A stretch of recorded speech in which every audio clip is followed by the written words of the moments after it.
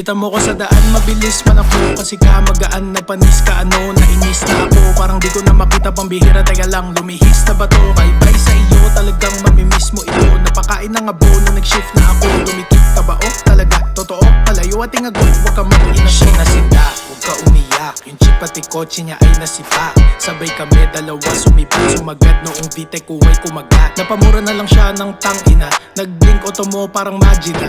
Grabe ha, kargado daw sabi niya. Pagtaas ng hood stock makina.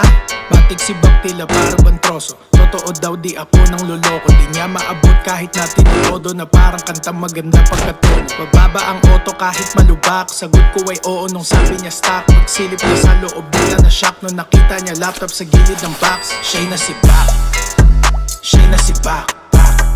Siya'y nasipak. Siya'y nasipak. Siya'y nasipak. Siya'y nasipak. Siya'y nasipak. Siya'y nasipak. Bihis sa aking auto, ang daming lakad. Pwede lang sa daan ng patag, baka mawasak. Laging sira pang ilalim, tingin sa'kin merong sayad. Ang chin na basag, isang otong pampoma, isang pambomba, racing scene. Shoutout nga pala sa tropa sa Honda Nation Philippines. Mag C16 at sila na aning. Rinig mo ang makina kahit di pa dumadating. Iba daw ang tunog, dami na pumapansin. Kada shift ko ng gear tila may bumabahin. Tila parang malakas, itsura ay stock pagtingin sa labas. Loki kasi yung upo mag-angas at nagulat sila noong hood tinaas. Siya'y nasipak.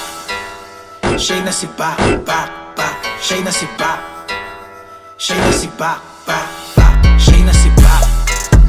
Siya'y nasipak. Siya'y nasipak. Siya'y nasipak.